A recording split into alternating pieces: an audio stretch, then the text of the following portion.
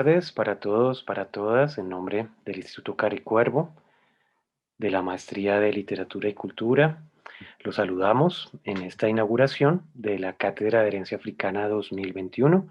Mi nombre es Alberto Bejarano, profesor de la Maestría de Literatura y Cultura, investigador en el Instituto, director de la línea de investigación en Literatura Comparada.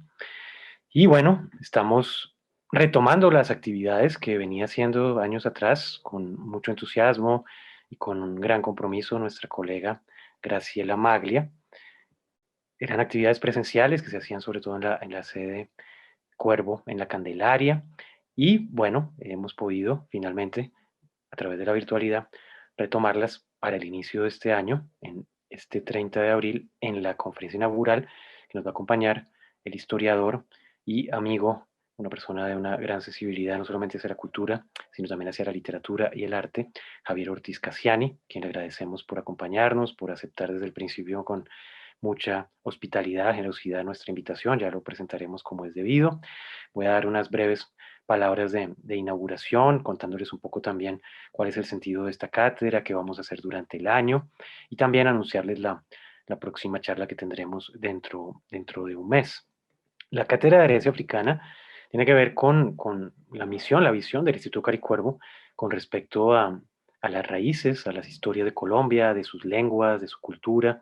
Vamos a celebrar justamente el próximo año 80 años del Instituto Caricuervo y gracias al impulso, a la dirección de la profesora Carmen Millán de Benavides en los últimos años, a todos nuestros colegas, estudiantes, a todo el personal administrativo que nos acompañan en todos los eventos, tanto cuando eran presenciales como virtuales, es posible que una institución pública de una larga trayectoria pueda llegar incluso a más personas, ya no solamente con los eventos que se hacían en la Casa Cuervo y en la Hacienda Yerbabuena, que los invitamos cuando sea posible a conocer o a volver a visitar nuestra imprenta patriótica, a recorrer nuestros archivos literarios. Por ejemplo, hace 2 años hemos recibido, a propósito de la Cátedra de Herencia Africana, los archivos del poeta afrocaucano Elías Martán Góngora, que están en la sede de Yerbabuena, por ejemplo. Y tenemos además este año, en la celebración del Ministerio de Cultura, del año Héctor Rojas Erazo, un gran escritor del Caribe, de Sucre, poeta, pintor también, y va a haber una serie de eventos también a lo largo del año en torno a Héctor Rojas Erazo. Estamos preparando un proyecto justamente para un libro que esperamos hacer con Tania Triana, que es una colega que trabaja conmigo en la maestría de literatura. Y bueno, también los invitamos el 28 y 29 de junio al primer coloquio Jornadas de Cuento en Colombia para que se inscriban. Pronto van a aparecer en estos días en la página del instituto las inscripciones. Todos nuestros eventos siempre son de entrada libre. Los invitamos a seguir al instituto tanto en su página como en las redes de Facebook, todo el trabajo que hace Claudia Hurtado y el equipo de comunicaciones, donde siempre ustedes pueden ver una programación muy variada de conferencias, de coloquios, de charlas, de recitales. Tenemos realmente una oferta cultural artística muy amplia con todas las maestrías y todas las actividades que hacemos en el Caricuervo. Entonces, bienvenidos quienes nos siguen en directo, quienes nos acompañan en diferentes lugares de Bogotá, de Colombia, incluso en el exterior. Nuestra cátedra va a funcionar el último viernes de cada mes a las 2 de la tarde hora colombiana y de una vez les comento cuál va a ser nuestra próxima actividad, que va a ser el 28 de mayo a las 2 de la tarde, donde tendremos también un gran invitado, un escritor de África, Sami Shak, nacido en Togo en 1960, radicado hace mucho tiempo, con muchas conexiones en Francia, donde hizo un doctorado en sociología y tendremos un excelente un conversatorio con un especialista de su obra, un colega, amigo, profesor en Cali, Juan Sebastián Rojas, que ha venido trabajando con su obra y ese va a ser nuestro próximo invitado. Bueno, entonces vamos a nuestra sesión de hoy. Bienvenido, Javier, muy buenas tardes. De nuevo, muchísimas gracias por tenerte acá con nosotros. Hemos compartido tertulias y espacios literarios maravillosos, como estuvimos alguna vez en el Festival de Literatura de Pereira hace un par de años, convocados por la literatura, por la historia y por la salsa. Entonces te presento, Javier, nació en Valledupar, 1971, formado en la Universidad de Cartagena, estudios de posgrado en la Universidad de los Andes, en el Colegio de México, investigador, también un escritor, cronista que podrán haber ustedes conocido en diferentes crónicas, por ejemplo en Malpensante y en otros espacios. Autor de libros como El incómodo color de la memoria, coautor del libro Desorden en la Plaza, Modernización y Memoria Urbana en Cartagena. Y yo diría, sobre todo este libro que leí hace poco tiempo, que les recomiendo muchísimo, cuando todavía se publicaban algunos libros del Fondo de Cultura Económica, que últimamente no se publican muchos. Esta maravilla, además con un título muy, muy sonoro, ¿no? Un diablo al que le llaman tren, que nos recuerda esos viejos paseos vallenatos, que para mí son como unos sones. Entonces, este libro se lo recomiendo muchísimo, este libro de Javier, del Fondo de Cultura Económica. Y bueno, en esta ocasión Javier va a compartirnos una conferencia, un conversatorio sobre, le pusimos un título muy genérico, él tiene un título ahí más neobarroco que de pronto se anime a compartirlo, sobre cuerpos y cultura. Y es, bueno, nuestra ocasión para inaugurar la cátedra del año 2021. Recuerden, las personas que están dentro del Zoom pueden levantar la mano quienes quieran prender la cámara para que nos intentamos acá más en confianza, y quienes nos siguen en Facebook también pueden escribirnos en la medida de que pase el tiempo, pueden escribirnos sus preguntas y comentarios, y al final tendremos un conversatorio con Javier donde la gente que está en Zoom también podrá interactuar con nosotros. Entonces, Javier, muchas gracias, bienvenido y tienes la palabra. Bueno, Alberto, muchas gracias, y qué bueno pues encontrarnos otra vez. Te decía hace poco en la conversación previa que bueno, me parece una contradicción que estemos hablando de cuerpo, de baile, de movimiento, de ritmo, en fin, y pues tenga que ser a través de la virtualidad, ¿no? Estas otras maneras infames de control del cuerpo a través de una pandemia, ¿no? Y precisamente algo de eso vamos a hablar, no necesariamente a propósito de enfermedades, pero de pandemias, pero sí de política del poder, de biopolítica, ¿no? De control del cuerpo. Agradecerte a ti, a Ximena, que sé que está por ahí atrás, al Instituto Cari Cuervo, una institución a la que quiero y respeto mucho y que le tengo mucha admiración. Por supuesto a su directora, Carmen Millán, que ha venido desarrollando una serie de proyectos sumamente interesantes, y en el campo de las publicaciones me parece que ha sido una total revolución, y eso me parece una cosa maravillosa, ¿no? La posibilidad de acercarse a todas estas publicaciones que está sacando el Caricuerpo. Bueno, en el día de hoy quiero compartirles algunas notas, comentarios, apreciaciones, puntos de partida, de discusión, a propósito del tema del cuerpo y la cultura. Alberto estaba hablando de, sí, yo tenía un título un poco más barroco, que ya ni me acuerdo exactamente cuál es el que le mandé. Yo no sé si a la mayoría les pasa, pero yo soy de los que lo último que le pone a todo es el título. Yo escribo sin título y al final digo, esto se puede llamar de esta manera, así tengas la idea clara. Pero era un título relacionado con el cuerpo como un elemento de resistencia, pero también un, este, un espacio de debate que estaba en la mitad del debate político del siglo XIX. Y los cuerpos afros dentro de ese debate, en la medida en que en el siglo XIX es que se están dando los procesos de abolición de la esclavitud, ¿no?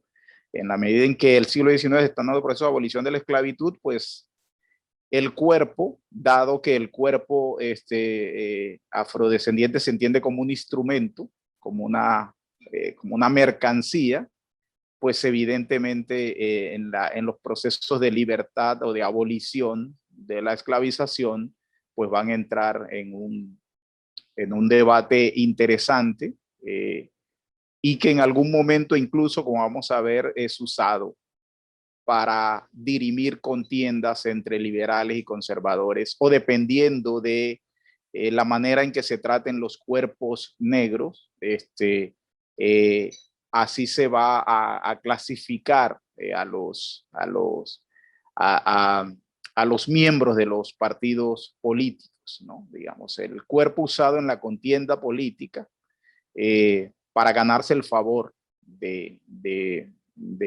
esta nueva población, por supuesto, que se necesitaba para los proyectos políticos que se están emprendiendo.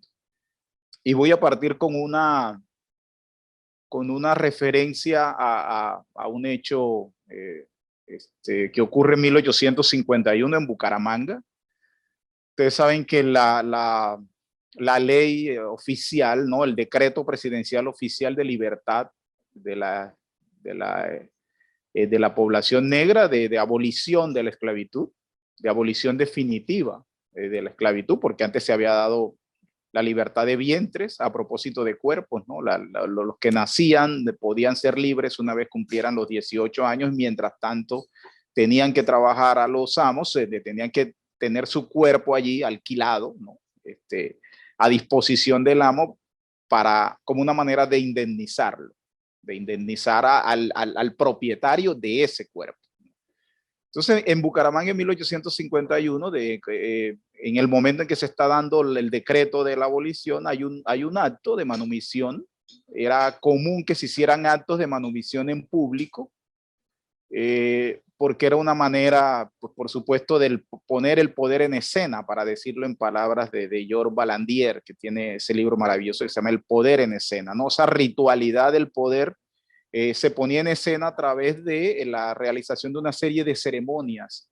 Y las ceremonias de la abolición de la esclavitud, pues eran un elemento clave para poner ese poder en escena. Y en Bucaramanga el gobernador preside el acto de abolición de la esclavitud, y como una forma de demostrar que todos éramos iguales, que ya todos eran iguales, decide bailar con una de las recién manumitidas, ¿no? Y entonces la saca a bailar, y en la prensa lo registra, dice que el gobernador saca a bailar, pero a mí me llama poderosamente la atención que dice que el gobernador se dirigió a la mujer libre más tímida y la invitó a bailar. Es decir, no invitó a bailar de acuerdo a la retórica, puede ser que sea cierto, es posible que no haya sido la más tímida, pero digamos, en la retórica que se está poniendo en discusión, dicen que es la más tímida. Y es bien interesante eso, porque lo que está poniendo en escena es la perpetuación del poder. Es decir, él saca a bailar a la más tímida, él sigue teniendo el control, ¿no? A pesar de que ya no es esclavizada, esta mujer es la más tímida, no era la que, de acuerdo a lo que está diciendo el que registra la noticia, no era la que más bailaba, ni la que normalmente se mostraba más atrevida, por decirlo de algún modo, sino a la más tímida. Eso me llama poderosamente la atención, porque está a tono mucho con el discurso de la abolición. Todos los discursos de abolición al principio empiezan a hablar de que desde hoy todos son libres, todos somos iguales, todos somos ciudadanos. Ya sabemos que no todos son ciudadanos, pero al final lo que dicen es sí, ahora son libres, son ciudadanos, pero no se les olvide a ustedes que sus antiguos amos merecen todo el respeto, y ustedes tienen que estar dispuestos a seguir siendo seres respetuosos de sus antiguos amos. Entonces, esa libertad es una libertad que de alguna manera sigue condicionando a los cuerpos. Es una libertad que sigue poniendo allí de alguna manera velada el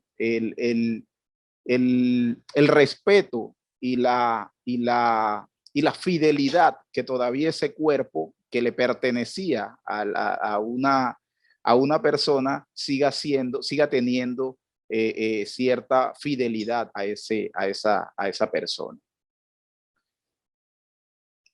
Este tipo de actos se hizo en casi todos los lugares donde se dio el proceso de abolición donde hubo actos públicos de abolición de la esclavitud.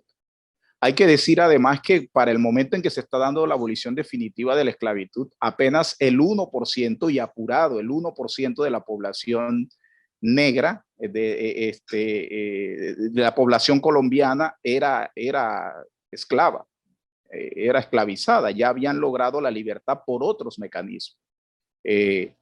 Y eso es importante decirlo, ¿no? Eso es importante decirlo por una cosa, porque normalmente se le tiende a dar en la discusión sobre resaltar los méritos de ciertos hombres que ocupaban cargos políticos importantes, cargos de poder en el momento en que se está dando la abolición de la esclavitud, se toma esto como un referente para hablar de la importancia, ¿no? De estos sujetos. Y lo que hay que decir es que la abolición, cuando llega la abolición, es poca gente, son pocas personas negras las que están liberándose, porque en muchos territorios ya los esclavizados han conseguido la libertad por otras vías. Evidentemente hay lugares donde hay más esclavitud que en otras, ¿no? En las zonas del Cauca, en algunas zonas mineras, hay más esclavización, por ejemplo, que en el Caribe colombiano, donde no se desarrolló un sistema esclavista relacionado con la hacienda, etcétera. Pero eso es bueno, me parece importante tener eso en cuenta un poco para para hablar precisamente también de la importancia del cuerpo, de la libertad del cuerpo de los sujetos afros, incluso dentro de la esclavización, ¿no? E incluso dentro uno podría decir que algunos cuerpos negros, a pesar de que son libres en términos jurídicos, pueden incluso ser menos libres que los esclavos, que algunos esclavos en términos jurídicos, dependiendo el espacio donde se desarrollen, dependiendo el tipo de actividad que realicen.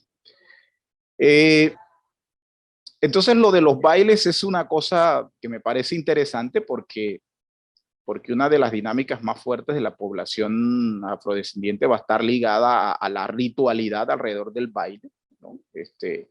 Y eso es algo que siempre reclamaron. Y va a haber discusiones entre liberales y conservadores, porque después de la abolición de la esclavitud, en algunos lugares, un conservador, por ejemplo, se negó, una mujer conservadora, o esposa cercana a un miembro del partido conservador, se negó a bailar con una persona negra. Y entonces los liberales usaron eso para decir, miren, es que ustedes siguen todavía inscritos dentro de las lógicas de la esclavitud. Ustedes todavía no han entendido que ahora todos somos libres. Entonces el cuerpo, el desprecio al cuerpo, el baile, se usaba como un elemento allí para medir, ¿no?, el panorama político y ganarse el favor o el desprecio de estos sectores que están siendo liberados. Y es una cosa que poco es decir, uno no tiene historia sobre, hay pocas historias, pocas investigaciones de la manumisión o de la libertad o de la población negra en el siglo XIX pensando en el cuerpo, pensando en el uso del cuerpo, en cómo aparecen esos cuerpos en escena, cómo aparece esta población en escena, cómo aparecen esos cuerpos en ciertos lugares y cuáles son las diferencias que se pueden presentar allí en esa dinámica. Los cuerpos negros, hay que partir de un principio clave. Para tener un elemento que permita la esclavización, es decir, sacar a gente de un lugar y traerla a otro esclavizada como mano de obra forzada, se necesita construir un discurso un discurso moral que te permita moralmente no sentir culpa por lo que estás haciendo, pero que también moralmente construyas una jerarquía, digamos, construyas una jerarquía moral que inferiorice ese cuerpo para poderlo sacar de ese territorio. Y eso está aunque es cuando se da el tema de la diáspora forzosa de población africana, donde aparece el elemento racial como un componente clave de esa construcción discursiva. El discurso sobre la esclavitud, ustedes saben que está desde mucho antes, ¿no? Y uno de los referentes claves del discurso de la esclavitud es Aristóteles, ¿no? En la política, cuando plantea la idea de que el esclavo, en la medida en que es propiedad de alguien, es solo un instrumento, ¿no? Está incompleto. Es apenas un complemento como instrumento para el que sí tiene la condición de ciudadano es decir, el bárbaro. El bárbaro es bárbaro en la medida en que no es propiedad de alguien y es solo un instrumento para algo. Cuando aparece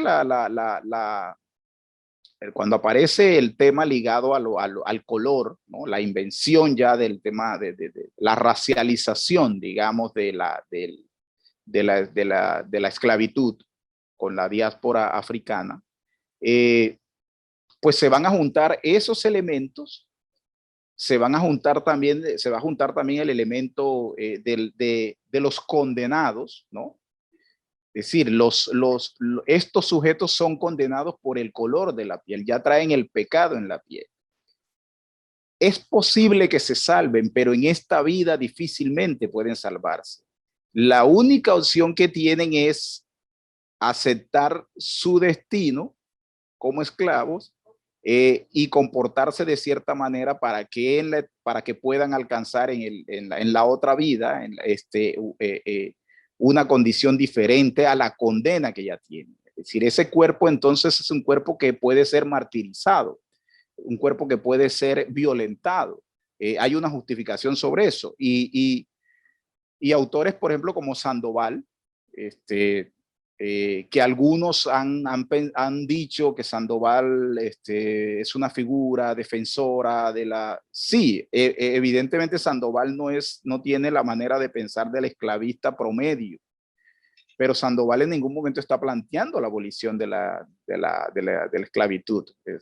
Sandoval es consciente de que, entiende que la esclavitud existe y justifica la esclavitud a partir de la idea del tratamiento que se le debe dar a esos cuerpos que están condenados, que tienen el pecado encima. Por ejemplo, Sandoval dice cosas como estas. Dice,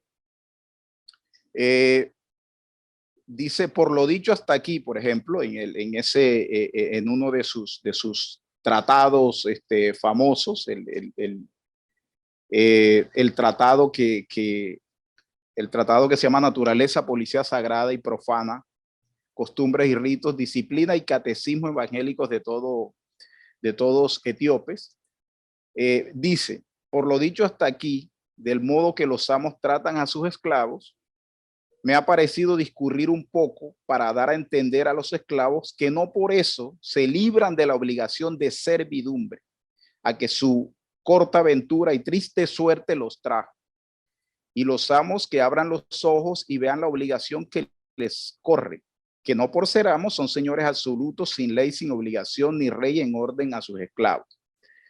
Está hablando, por supuesto, lo está diciendo que los esclavizados no pueden ser, no pueden ser arbitrarios sobre el cuerpo y sobre sus esclavizados, que tienen la obligación de evangelizarlos, de darles el día domingo para que vayan a misa, etcétera. Todo este tipo de dispositivos, de medidas que existen, pero está invitando también a que el esclavizado se resigne a su condición de esclavo, ¿no? Es un cuerpo que está condenado por un pecado original, por un pecado de origen y por tanto está resignado a ese tipo de cosas. Y sigue diciendo, porque en esto consiste la gracia y amistad de Dios, y por este camino se alcanza si el criado, por conservar la conciencia pura con Dios y por deseo de agradecer, sufre con paciencia las tristezas y aflicciones que injustamente le causa la furia de su Señor. De modo que sirviendo bien reciba mal, y por la obra que merecía premio reciba castigo. porque vuestra vocación es para obedecer no solamente a los señores que os tratan con blandura, sino también a los que os tratan con aspereza y os agravia. Porque dado que esta vez padezcan sin culpa presente, han hecho otras culpas que merecen estas y otras más graves penas. Es decir, estaba claro que estaban condenados, que había una culpa y que la única manera de tratar de medianamente redimir eso es aceptar ese destino, aceptar esa condición. Y eso va a estar allí muy presente por eso el tema del tratamiento de los cuerpos en una figura como San Pedro Claver, por ejemplo, que está muy bien trabajado en esta novela que me gusta mucho de Roberto Burgos Cantor, de La Ceiba de la Memoria, cuando pone a Analia Turibari a hablar, ¿no? Y cuando pone a Benko Biojo y pone, digamos, a estos personajes negros a tratar de darles voz con la dificultad que eso implica, ¿no? Y la manera como ven ellos a Pedro Claver y las diferencias que tienen en el entendimiento de cada una de las cosas, dentro de esas el tratamiento que se le da a los cuerpos. Porque claro, San Pedro Claver es un santo. Pedro Claver es un santo, se llama San Pedro Claver, y es santo, se supone que lo beatificaron por el buen tratamiento hacia la población negra. Pero San Pedro Claver no está por ningún motivo oponiéndose a la esclavización, y claro, puede que tenga un comportamiento diferente del promedio de cómo se comportaban ciertas personas, pero en ningún momento está pensando en que hay que abolir la esclavitud. Lo que está es tratando de paliar un poco esos cuerpos, porque esos cuerpos, la única manera de salvarse es cultivándoles el alma, dándoles el pasto espiritual que llamaban en la colonia, ¿no? Es la única manera de salvarlos. Y cuando estoy curando el cuerpo, en realidad lo que estoy es curando también un alma, porque necesito cultivar ese alma para que ese alma no se vaya de este mundo sin estar convertido a la fe y a la religión católica. Pero hay que dejar bien claro que ninguno de estos tratadistas, ni ninguno de los defensores aparentemente de la población negra pertenecientes a la escolástica española está pensando en la abolición de la esclavitud, ¿no? Otro punto que quería mostrar a propósito de los cuerpos es que, bueno, el siglo XVIII se caracteriza sobre todo, el siglo XVIII se caracteriza en América por los intentos de reforma que se están dando. Hay un cambio dinástico en Europa, en España, ¿no? Los Austria, la casa de los Habsburgos es reemplazada por la casa de los Borbones, y hay una nueva racionalidad política y económica, ¿no? Esa racionalidad política y económica genera cambios en la manera de administrar estos territorios. Y con la administración de los territorios, pues también se administran los cuerpos negros, ¿no? Hay que a mí es una de las fuentes que más me gusta. Hay un diario de viaje que escribió un cura jesuita, Joseph Palacio de la Vega, que recorrió los ríos, recorrió la parte sur de lo que sería la provincia de Cartagena, o la parte, sí, podría ser suroccidente incluso, que es toda la zona de los ríos San Jorge, Nechí, en la frontera de lo que hoy sería Córdoba, Bolívar con Antioquia, relativamente cerca a Zaragoza, donde estaban las minas de Zaragoza, Remedios, etcétera. La zona de la Mojana, ¿no? Esa zona de la Mojana la recorrió mucho. Este señor hacía parte de un proceso de congregación de pueblos. ¿De qué se trataba? Básicamente, si yo estoy desarrollando unas dinámicas políticas para tratar de sacarle el máximo provecho a estos territorios, pues necesito mano de obra. Y una de las características del Caribe colombiano era la dispersión de la gente, la dispersión de los cuerpos, los arrochelamientos. Seguramente habrán escuchado esa palabra mucho, los arrochelados, ¿no? La gente que vivía por fuera del son de la campana, ¿no? Del control de la campana. Hay mucha referencia a la idea de que nadie puede estar tan lejos que no puede escuchar cuando la campana llama a misa, ¿no? De todo el que vive por fuera del toque de campana está arrochelado, está por fuera del control. Pero además de la fe, ¿no? Además del tema del pasto espiritual del que mencionaba, ahí hay un asunto económico, de racionalidad económica, y es tener primero tierras para poner a producir que no estén en manos de gente que no le saca la productividad que se considera deben sacarle. Y por otro lado, la mano de obra también para las haciendas y para los proyectos económicos que se pretendan emprender. Entonces, este señor era parte de ese proceso de congregación de pueblos, que era tratar de ir donde estaban esa gente arrochelada, dispersa, sacarlos de ahí y ponerlos en lugares específicos que se pudieran controlar, ponerlos en ciertos lugares. Y hay un pasaje maravilloso donde este señor sale de Majagual, pueblo, bueno, municipio de departamento de Sucre, si no estoy mal, ahora,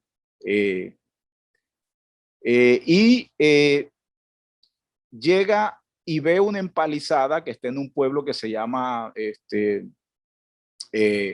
San José de Ojo Largo. Este nombre es maravilloso, me encanta. San José de Ojo Largo se llama. Entonces llega este pequeño caserío de San José de Ojo Largo, donde hay varias casitas allí, hay alrededor de 13 casas, dice él, o sea, gente dispersa.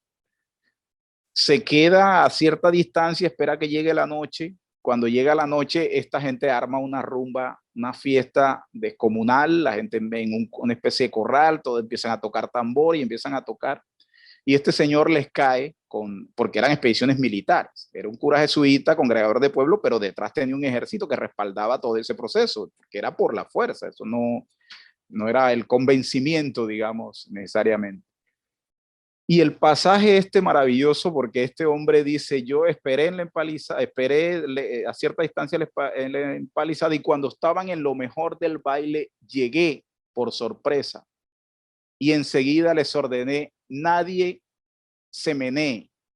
Lo dice literalmente, nadie se menee, es decir, control de los cuerpos, nadie se mueva, todos quédense quietos, pero no dice nadie se mueva, como cuando hay una redada policial, no. A pesar de que yo hago ejército, dice nadie se menee.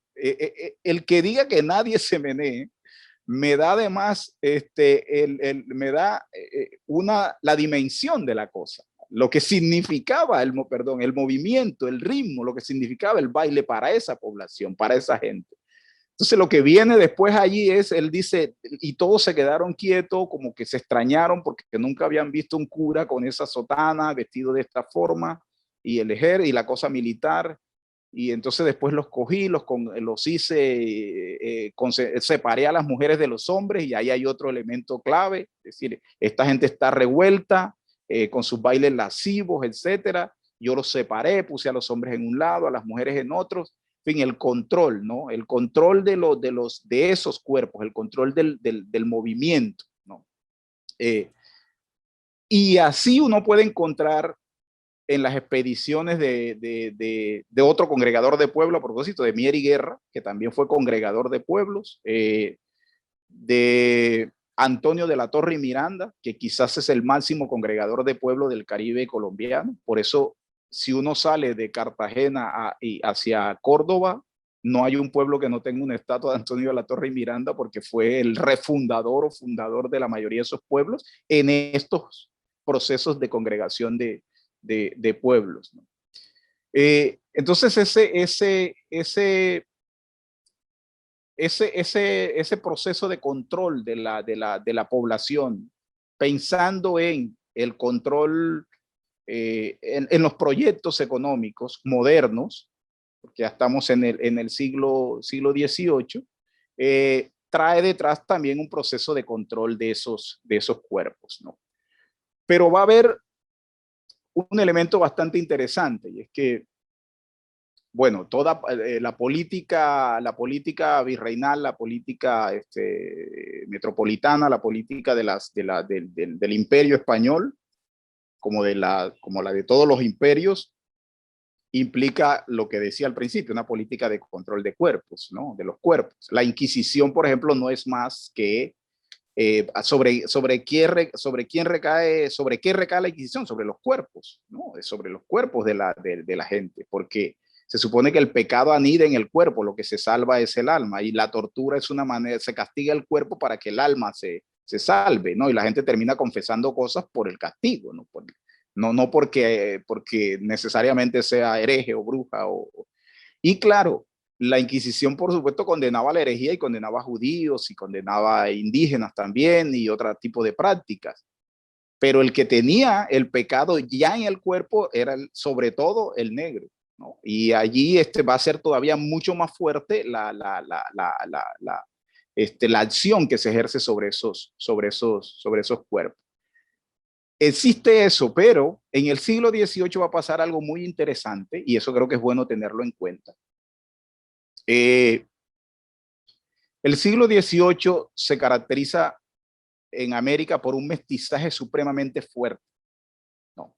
Hay un mestizaje supremamente fuerte que hace que haya que empezar a construir códigos para poder entender esa gama, esa diversidad que se está presentando, pero también para poder buscar los mecanismos de control, y que en esa mezcolanza que se está dando, algunos no asuman propiedades que no tienen, ¿no? Y que no pretendan asumir actitudes que no le corresponden a su condición, ¿no?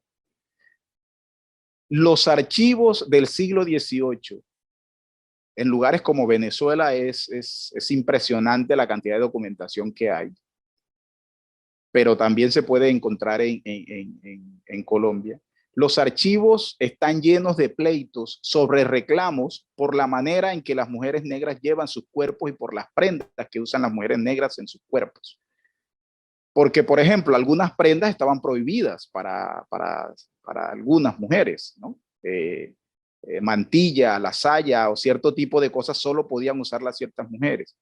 Pero como el siglo XVIII las cosas están tan desestructuradas en términos de esa uniformidad aparente que se traía anteriormente, pues ya podemos encontrar mujeres negras que tienen la capacidad de comprar ciertas prendas de vestir y usarlas. Y eso, por supuesto, molestaba mucho a las mujeres blancas, porque las negras, incluso algunas podían hasta vestir mejor que ellas, porque algunas tenían más capacidad de comprar ciertas cosas. Hay un caso, en el caso de Cartagena, a propósito de los juicios inquisitoriales de Paula de Guilús, que es un caso bastante conocido, bastante documentado, es un caso que sacó la historiadora Luz Adriana Maya, que es una de las personas que más ha trabajado el tema de la Inquisición en Colombia, en lo que es Colombia hoy, en la Nueva Granada, y de las que más ha trabajado el tema de la población afrodescendiente en el siglo XVII. Y ella muestra, a propósito del juicio, el inventario de las prendas de vestir que tenía una mujer como Paula de Guilús, que era una mujer negra, venida de Cuba, pasó luego a Santo Domingo, de Santo Domingo pasó a Cuba y de Cuba pasó a Cartagena, y en Cartagena fue condenada por el Tribunal de la Santa Inquisición. Las prendas que esa mujer tenía superaba las prendas de vestir que podía tener cualquier otra mujer blanca en Cartagena de India. Y esa mujer había logrado eso en parte o en mucha parte por la gracia de su cuerpo, precisamente. Porque primero era una mujer que tenía, que sabía de lo que llaman el arte del buen querer o del bien querer, ¿no? Era una mujer que tenía un conocimiento para poder atar a alguien, ¿no? A la persona amada, y era supremamente consultada. Desde el gobernador hasta las señoras de la alta sociedad cartagenera la consultaban, y eso le permitió pues poder acceder a capital que ninguna otra mujer negra o que una mujer negra común y corriente difícilmente podría acceder a eso. Y además era una mujer, de acuerdo a las descripciones, supremamente agraciada, muy bonita, y también había mucho allí de relaciones sexuales con personas poderosas blancas. Que eso también hay que decirlo sin miedos y sin odios ni temores, como diría Jorge Artel, ¿no? Dentro de las estrategias para alcanzar reconocimiento y para poder salir de la condición en que se está, el cuerpo de la mujer también es usado como una herramienta para, así como se usa como herramienta de trabajo, pues ellas descubren la atracción que generan, ¿no? Esa cosa de la seducción y el odio, de la seducción y el temor, y se aprovechan de eso también, y eso les permite a algunas ir pues ocupando ciertos lugares que en condiciones normales, por decirlo de algún modo, difícilmente podrían llegar. Entonces estamos hablando de unos cuerpos condenados, unos cuerpos que llevan la condena, que la gente que lleva la condena en su cuerpo, en el color, pero que en la medida en que se complejiza la sociedad, esos cuerpos van alcanzando ciertos lugares para irse acomodando y lograr una mejor posición.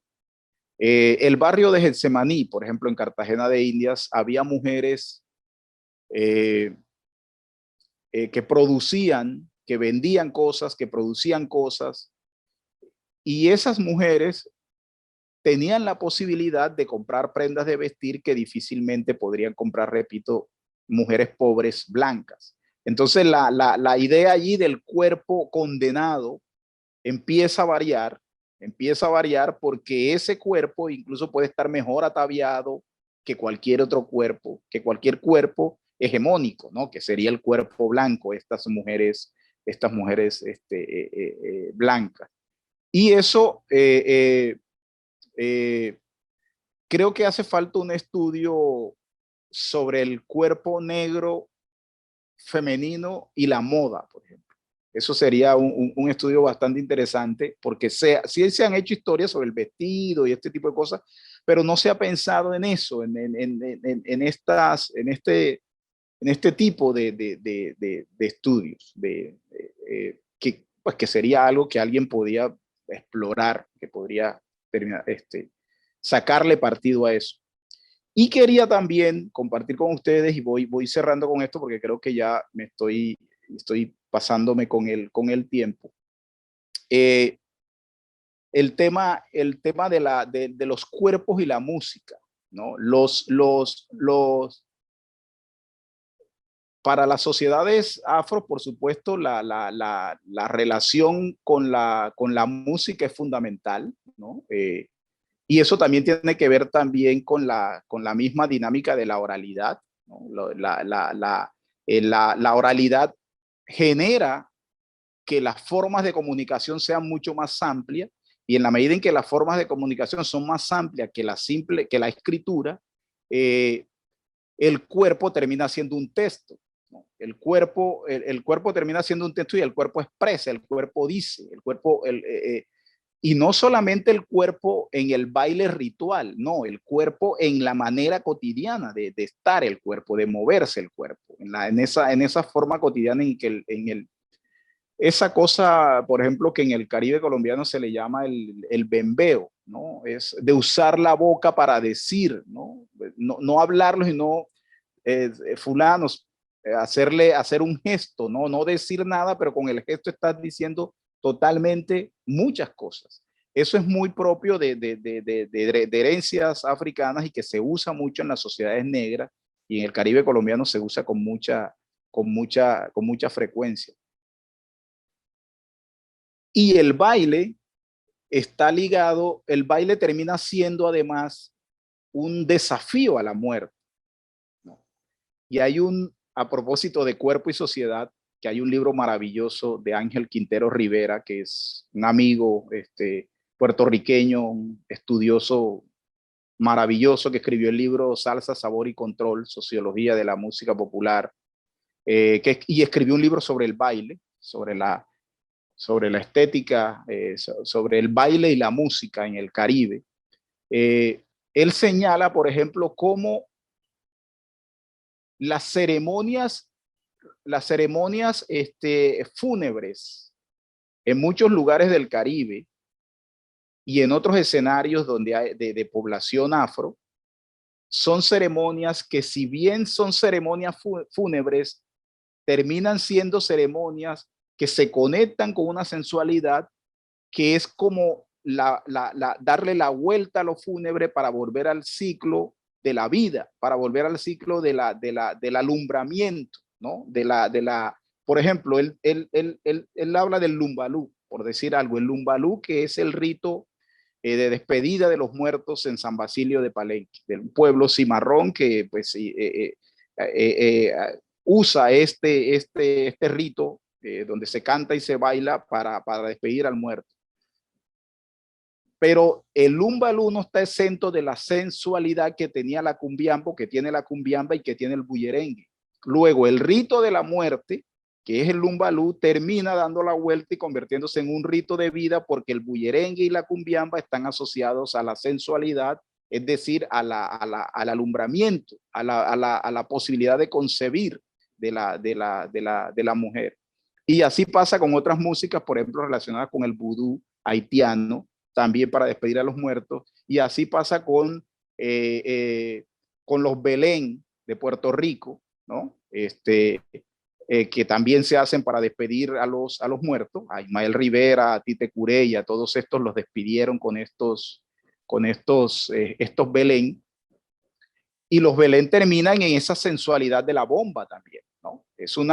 Pero no es la sensualidad por la sensualidad, sino es un desafío a la muerte también. Es decir, estos son sociedades que terminan desafiando a la muerte a través de la música, a través de la corporalidad, a través de esta capacidad del movimiento. Entonces, hay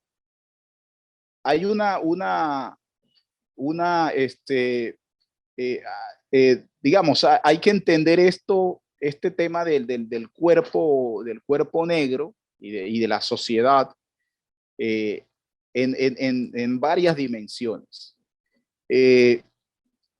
Habría que decir incluso que la productividad, el mismo desarrollo del modelo capitalista está asociado a los cuerpos negros, porque la navegación, por ejemplo, si no hubiese existido la necesidad de transportar tantos cuerpos negros de África hacia este territorio, difícilmente se hubieran transformado las embarcaciones como se transformaron para generar mayor capacidad, para traer población negra de mano de obra, para instaurar las plantaciones en el Caribe y en Portugal, en Brasil, pero también para generar eso que los historiadores ingleses, sobre todo Eric Hobsbawm, ha llamado el triángulo comercial, que era la traída de esclavizados, la llevada de mercancías al África, la traída de esclavizados y luego la llevada de materias primas, ¿no? Del azúcar en forma bruta para ser refinada, o el algodón y los otros productos que se sacan de este territorio. Si uno se pone a analizar eso en términos prácticos, lo que descubre allí es que es la administración de esos cuerpos negros lo que obliga a establecer un sistema, una tecnología que permita sacar mayor aprovechamiento de esos cuerpos negros que son usados como mano de obra, que es un poco la base de lo que Eric Williams señala en Capitalismo y Esclavitud, un libro maravilloso también, escrito hace muchos años, pero que todavía sigue siendo un referente fundamental. Y por último, habría que decir que los cuerpos negros también generan toda una episteme, es decir, toda una estructura de conocimiento. ¿Por qué? Porque la traída del cuerpo negro implica lo que llaman el cacheo. ¿El cacheo qué es? cuando llegan el barco con la mercancía, porque eran tratados como mercancía, eh, había médicos que tenían que, no solamente estaban los inspectores de aduana, los que verificaban que que los precios fueran justos o fueran, en fin, sino también había un médico que subía a inspeccionar que el barco, quienes estaban enfermos, en fin. Es toda una tecnología la que se pone en función de esos cuerpos que están siendo sacados de ese lugar. Y quizás lo más interesante que hay que decir, y termino con esto, y lo dijo Manuel Zapato Olivella creo que lo señala en Levántate Mulato y en otro texto que escribió en una pequeña nota que hizo para El Tiempo, dice algo así como, a pesar de todo, estos cuerpos negros, en medio de la pobreza, en medio de los sacrificios, se está refiriendo al barrio de Chambaco en Cartagena de India, en medio de todo, no perdieron la alegría. Es decir, en medio de toda esa pobreza, de toda esa carga de represión, son cuerpos que tuvieron la capacidad de mantener la alegría, ¿no? Y de mantener una dignidad corporal. A pesar, no fueron cuerpos opacados a pesar de esa carga sobre ellos, sino que todo lo contrario. Esos cuerpos jodidos, esos cuerpos en la pobreza, desarrollaron las formas de la música y del baile más alegre que puede haber, y además fueron la base para construir las músicas nacionales de los lugares donde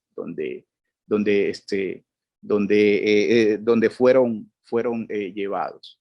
Eso me parece supremamente fascinante, porque es una forma de mostrar una capacidad, y no quiero usar la palabra porque es una palabra manida, pero me va a tocar usarla, una capacidad de resiliencia, ¿no? Y de esa capacidad de darle la vuelta, sin que, ojo con esto, sin que perdamos de vista que detrás hay todo un aparato de opresión y de marginación de esos cuerpos. Yo quería dejar allí, creo que me pasé un poquito de lo que tenía pensado, pero quería dejar allí con estas notas bastante sueltas sobre el tema de cuerpo y sociedad. Bueno, Javier, no, o sea, al contrario, tenemos tiempo acá, siempre hay tiempo y nosotros nos gusta justamente hacer nuestras clases y nuestros seminarios, nuestros encuentros con tiempo, como si estuviéramos en una tertulia, justamente conversando, pues lo que buscamos en esta cátedra. Ahí es un espacio académico, pero también que busca un diálogo cultural, artístico. Entonces, Javier, muchas gracias. Tenemos ya varios comentarios, una interacción además muy, muy bonita en el Zoom, donde la gente, por ejemplo, Yara nos compartió el PDF del libro que mencionaste, Salsa y Sí, Sabor, sí, está en Control de la PDF. Claro. Sociología. Entonces, chévere que nos lo compartió y la gente, pues, muy, muy, muy sintonizada con todo lo que tú estabas conversando. Bueno, yo voy a abrir el debate con un comentario para ti y una primera pregunta. Ya después voy Ok, a darle la palabra también a quienes están en Zoom. Pueden levantar la mano. Jimena nos ayuda pueden prender la cámara y podamos escucharlos. Y quienes están en Facebook, pues nos han venido transfiriendo sus preguntas y pueden hacer también en este momento más preguntas. Mira que escuchándote atentamente, pensaba también en la relación con el humor, ¿sabes? De hecho, ujú, justamente con lo que tú iniciaste con ese comentario de Bucaramanga, de esa mujer tímida. Uno se imagina, como dices tú en esa retórica, esa crónica, de qué entendería también el cronista o qué se entendería en ese momento por timidez, ¿no? Porque decía la más tímida, según tú no leíste, ¿no?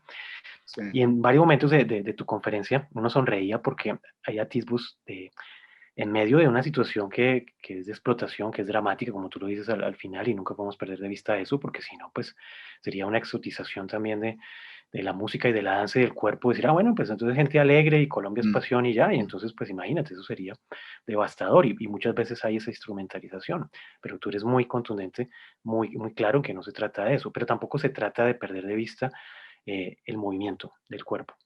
Entonces, varios momentos en tu conferencia, uno sonreía y está esa relación con el humor.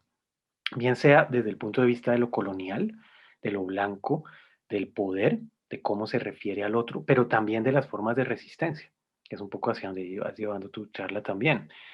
En lo que tú has investigado en tantos archivos que tú consultas y también te vamos a convocar pronto, tú sabes que acá siempre te estamos llamando y siempre hemos compartido muy buenas cosas para mi clase el próximo semestre sobre archivos literarios. ¿Cómo ves esa relación del cuerpo con el humor?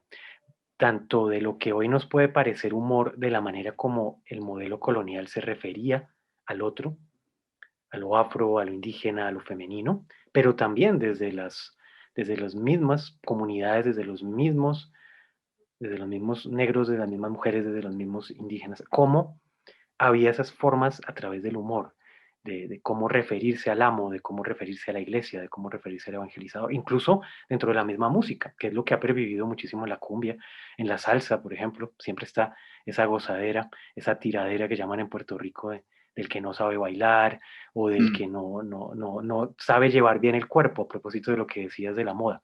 Bueno, quisiera hacerte ese primer comentario, esa pregunta sobre el humor, porque veo que es algo que además tú siempre desarrollas muchísimo, y ya después le damos la palabra al resto de quienes nos acompañan.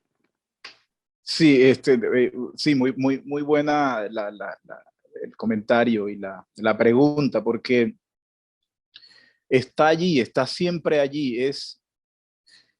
Sí, yo en esto, en estas cosas uno tiene que cuidarse mucho porque evidentemente estamos hablando de 12 millones más o menos aproximadamente, en cifras que algunos dicen conservadoras, de gente sacada de un territorio y traída. Pero precisamente en los matices, yo creo en los matices, y los matices son los que permiten mostrar cómo esas personas pudieron construirse como sujetos, a pesar de todas las dificultades que tenían. A propósito del humor, hay un texto de 1892 que escribe un cronista cuando llega a Cartagena de India. Los barcos, había problemas con el puerto, de modo que los barcos no llegaban, algunos no llegaban totalmente al muelle, sino que se quedaban a cierta distancia en la playa, y los que sacaban a los pasajeros para traerlos a la playa, a tierra, eran negros, personas negras. Ya no había esclavitud, estamos hablando de 1892. Entonces se los montaban en el hombro o en unas sillas y más o menos el agua casi a la cintura, y los transportaban, los traían. Claro, esto era una cosa festiva, ¿no? Era el trabajo, pero ese trabajo se hacía con mucha gracia y con mucho humor. ¿Y cuál era la diversión más grande? Se arremolinaba la gente en la playa a ver cómo estos sacaban a los blancos de los barcos que llegaban a la ciudad. Y la burla era cuando a veces el movimiento del mar, la ola, amenazaba con que el blanco se iba a caer de los hombros de la persona negra que los traía, y decir: blanco, agárrese duro, que si no sabe nadar se ahoga. Y entonces esta crónica lo que hace es mostrar esos momentos de humor, ¿no? Que es el mismo humor que uno puede leer entre líneas, porque de los bogas con los viajeros que transportaban, porque ahí son soberanos ellos. Ese es mi territorio, el territorio lo conozco yo, y tú eres un blanco al que te van a comer los mosquitos si no haces lo que yo te digo.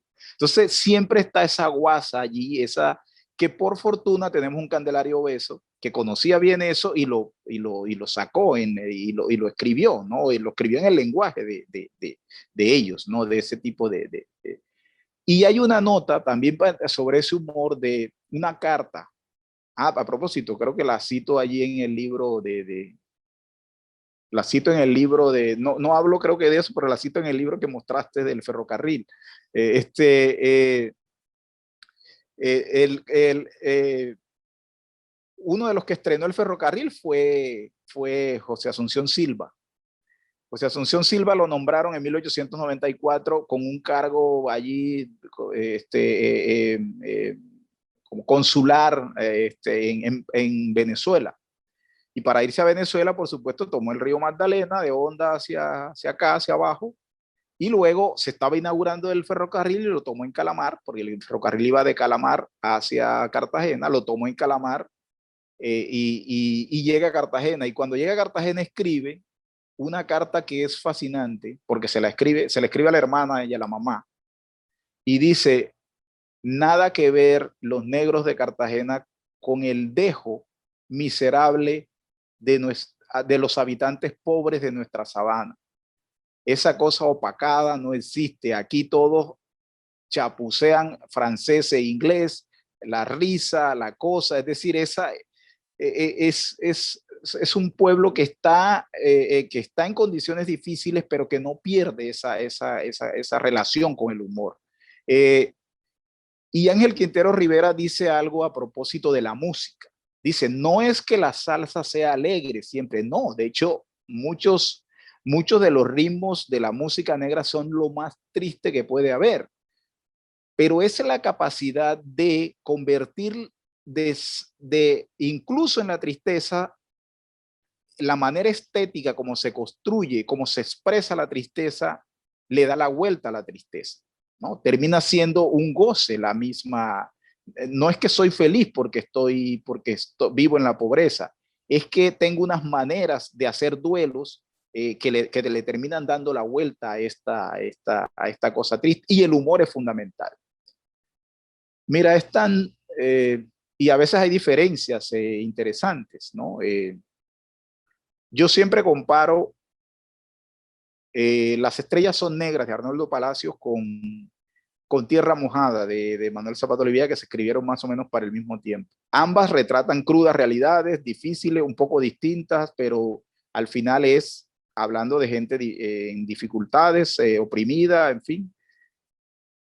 Pero uno puede, pero en Arnoldo, por lo menos en ese Arnoldo no, ya en el Arnoldo de Buscando a mi Madre de Dios, es otro Arnoldo. Pero ese Arnoldo de allí no negocia, ese Arnoldo de allí es la pobreza, el miasma, ¿no? Las moscas, la cosa. Mientras que este otro habla también de la pobreza y de todo eso, pero se da cierto lujo de humor, ¿no? Se da ciertos espacios de carnavalización, ¿no? Que le permiten eso, que es lo que uno puede encontrar en un escritor como García Márquez, ¿no? Que puede estar hablando de la pobreza más miserable y de la masacre más feroz, pero nunca pierde esa estética del carnaval, ¿no? Y eso creo que está allí presente en muchos a propósito del humor, está muy presente allí en mucho de la escritura y de la manera cotidiana de moverse la población afro, ¿no? Sí, es un tema que da para mucho porque como formas de resistencia y el humor también como una duda muchas veces, ¿no? Como una pregunta. A veces se cree que se Sí. confunde mucho el humor con la burla o el humor con la risa fácil y no, No, no, no. no, no, para nada. Es algo muy, muy profundo, incluso es algo muy Muy serio, filosófico. es muy Claro, es muy serio, ¿no? serio, es muy serio. Este libro Claro. creo que da unas pistas interesantes, el libro de Jane Scott, de los dominados y el arte de la resistencia. Mm. Le dedico una parte al humor, ¿no? Una parte muy interesante al humor, ¿no? Cuando si dice algo así, dice una frase que cita que es como de un proverbio de un pueblo, dice, cuando el amo da la orden, el peón, cuando el amo da la orden y da la vuelta, el peón se suelta un pedo, ¿no? Es decir, esas formas veladas de la resistencia. Claro que sí, ¿no? Y vamos a tener a lo largo del año, les voy adelantando justamente muchas interacciones con diferentes territorios a propósito de lo que ha comentado Javier, de cómo hay una asimetría muy grande y no se puede hablar simplemente de lo afro, la esclavitud, como si fuera algo igual en los territorios, de acuerdo a las poblaciones y de acuerdo a las experiencias incluso personales, que es parte de lo Sí. que tú nos has dicho. Y por eso vamos a tener, dentro de un mes, vamos a tener un escritor de Togo, Javier, para que nos acompañes Qué también. bien. Sami Chak, vamos a tener conversatorios sobre el Cauca, donde va a estar lo indígena y lo afro, vamos a tener de la persona que ganó la beca el año pasado de literatura comparada, Liliana Alzate, que es una investigadora de Cali. Vamos a tener una charla sobre teatro afro, justamente de Manuel Zapata Olivella, de su hermano, también de un fondo que tenemos en el archivo de Yerbabuena, el Caricuervo, de Fernando González Cajía, donde hay también muchos documentos de teatro afro, de raíces. Vamos a tener también música, vamos a tener un grupo de marimba del Pacífico, es decir, va a ser muy variada la programación que le vamos a ir compartiendo. Bueno, algunas preguntas, hay varias, Javier, hay varias, para aprovecharte aquí lo más que podamos. Ana Márquez, ¿qué textos puedes recomendar? Bueno, has mencionado ya algunos, sobre el control de los cuerpos mediante la evangelización. Hay varios que has mencionado, quizá podrías recordarlos y yo los anoto acá en el chat, ¿no? Sí, sí. Bueno, el texto de Sandoval, el que mencioné al principio, siempre tengo que mirarlo porque tiene un título supremamente largo. Se llama Naturaleza, Policía Sagrada y Profana, Costumbres y Ritos, Disciplina y Catecismo Evangélico de todos etíopes. Sí, se conoce como naturaleza, ¿no? Y está el otro, que es el que está el título en latín, ¿no? De instaurata, de instauratan Ethiopian Salute, que es ese también. Hay ediciones de esos dos textos. Es bueno mirar los manuales de urbanidad.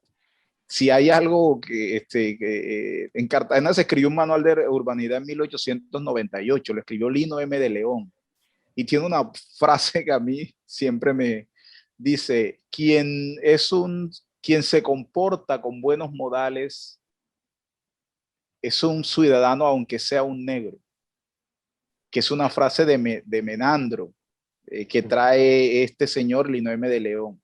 Y si uno mira ese manual, que es un poco atemporal porque se ve que es copia de otros manuales escritos anteriormente, incluso algunos se ve que son de finales del 18, pero él lo publica a finales del 19.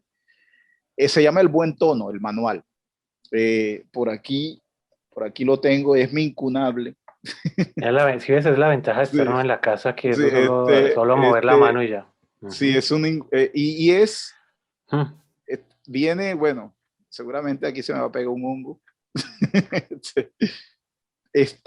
Tiene ilustraciones porque dice cómo cortar el pollo, cómo bailar. Entonces, claro, en la Cartagena de India, al final del 18, con una cantidad de negros bailando cumbias, mapalé, fandango, en fin, este señor viene a enseñar cómo se baila la polca, la mazurca, el bal, etcétera, etcétera. Entonces, esa es una forma de control de los cuerpos, ¿no? Claro.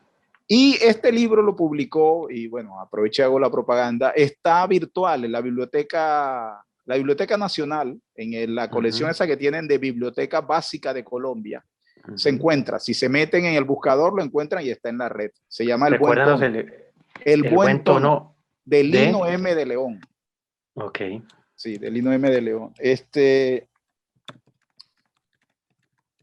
Y como un libro así, clave también, el libro de Norbert Elías.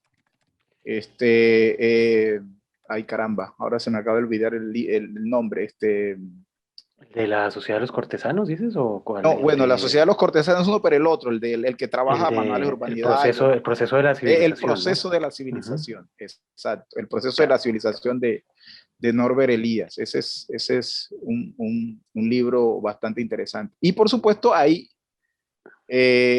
libros de Ana Luz Ceballos sobre la Inquisición, el libro de Berto Borja también sobre la Inquisición, el libro de Luz Adriana Maya sobre los afro-neogranadinos en el siglo XVII.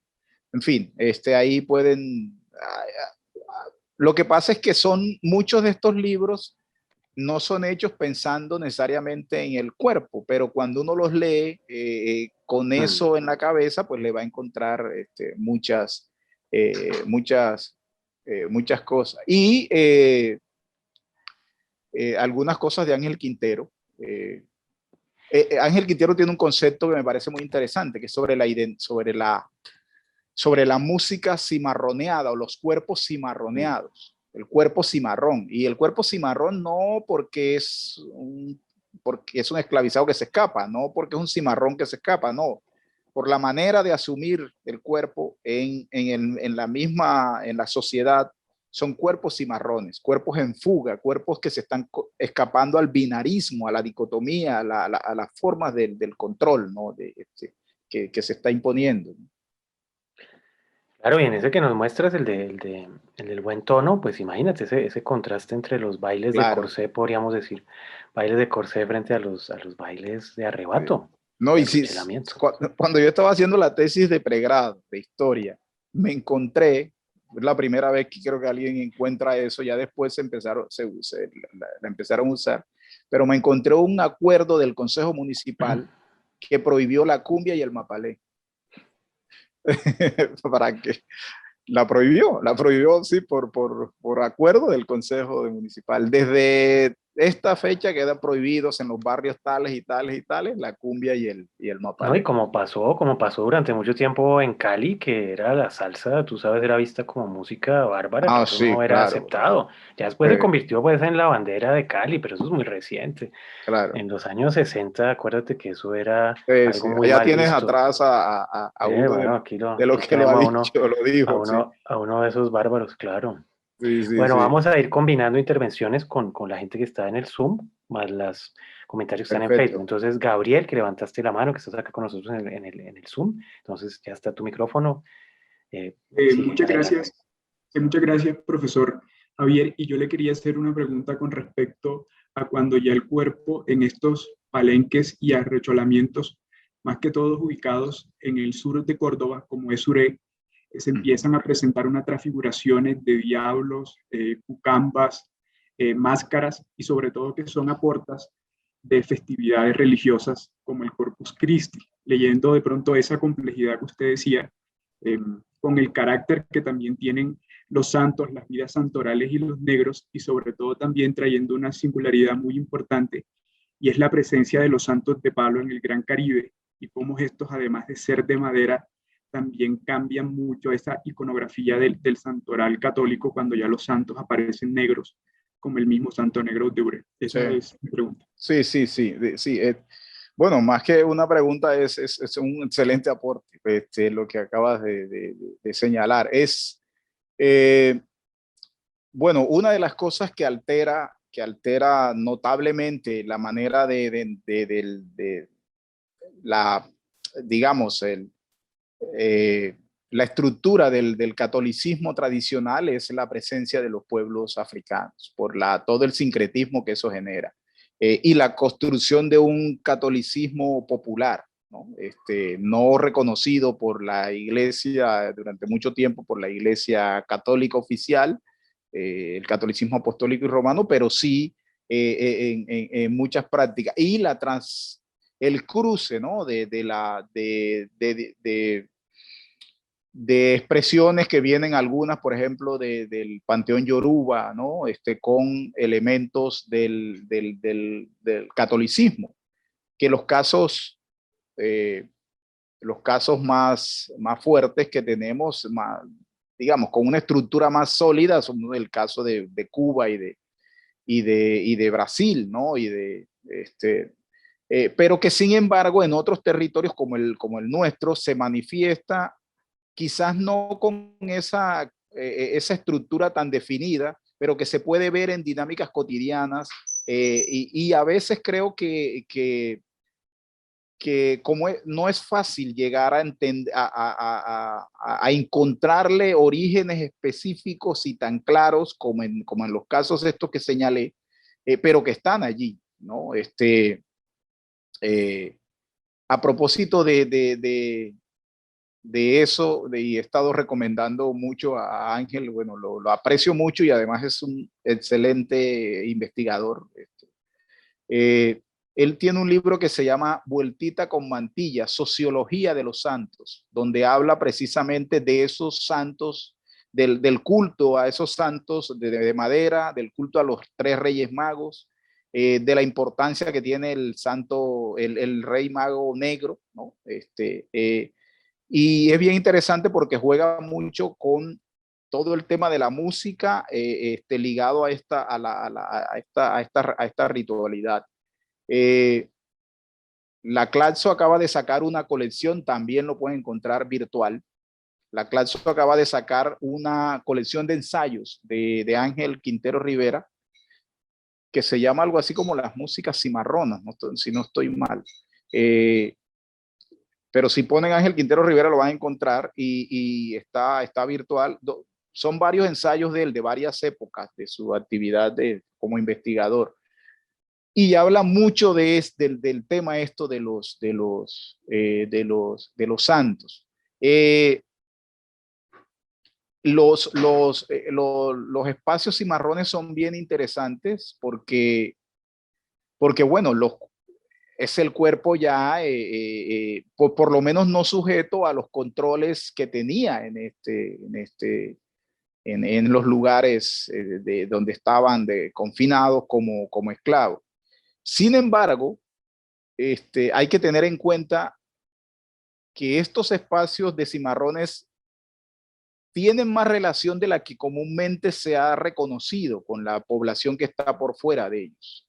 El mismo Palenque de San Basilio o los inicios del Palenque de San Basilio, mucha de esta gente a veces se ocupa de ser mano de obra de las haciendas cercanas, intercambian productos por armas para seguir defendiéndose, es decir, no son tan aislados como aparentemente se cree. Y saben qué negociar también con la sociedad que está por fuera de esa estructura de los palenques. Y eso les permite crear unas condiciones culturales más ricas, más sincréticas. Yo le tengo siempre temor al problema de los purismos. Es decir, cuando uno anda buscando, cuando tiene el problema del génesis, que quiere buscar exactamente, y esto viene de este lugar, y siempre hay complicaciones, porque es decir, la sociedad es mucho más, la gente merece un tratamiento mucho más complejo, porque la vida es más compleja que creer que vamos a encontrar la raíz de todo, y esto es de esto, no, es un poco más complejo, y eso que tú acabas de señalar, de lo que pasa con esta población del sur de Córdoba y con otras poblaciones que fueron pueblos cimarrones algunos, demuestra ese grado de complejidad que se puede encontrar allí. La misma Virgen de la Candelaria es una virgen negra en términos de cómo la asumen algunos de los, cómo la asume la población negra de Cartagena de Indias. De hecho, hay un libro escrito por allá como en el siglo XVII, que es una historia de la misión de los agustinos, que son los que regentan el convento de la Popa, donde está la Virgen de la Candelaria. Ustedes saben que las vírgenes siempre a las vírgenes, los santos, se le aparecen a alguien, y a partir de eso comienza el mito, digamos, y la aparición está ligada a, decir, las vírgenes y los santos no se aparecen sin tener una ligazón con las realidades que están ocurriendo. Es decir, los mitos se inventan teniendo en cuenta las realidades del espacio donde salen. Por eso la Virgen de la Caridad del Cobre se le aparece a Juan Criollo, a Juan Blanco, a Juan Mulato, en medio del mar. Sí, algo quiere el poder decir con la construcción de ese mito. Por eso la Virgen de Guadalupe se le aparece a Juan Diego allí, y es en el ayate ese que se llama la vestimenta donde se le aparece, y en fin. Bueno, la Virgen de la Candelaria, ahí en ese libro que mencioné, habla de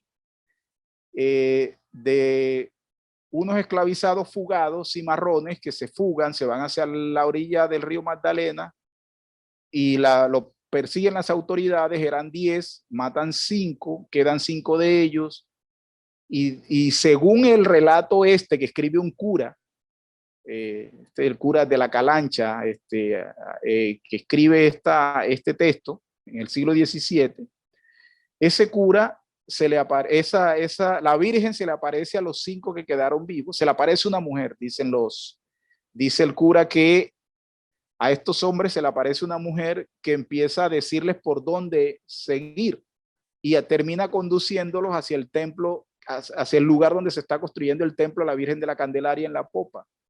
Es muy diciente que en el periodo de mayor esplendor de la esclavización, de mayor auge de la esclavitud en Cartagena, de la esclavización en Cartagena, la Virgen de la Candelaria esté ligada a la idea de unos fugados que deben regresar al redil, ¿no? Que deben regresar a volver otra vez, que dejen la cimarronería y vuelvan a este lugar.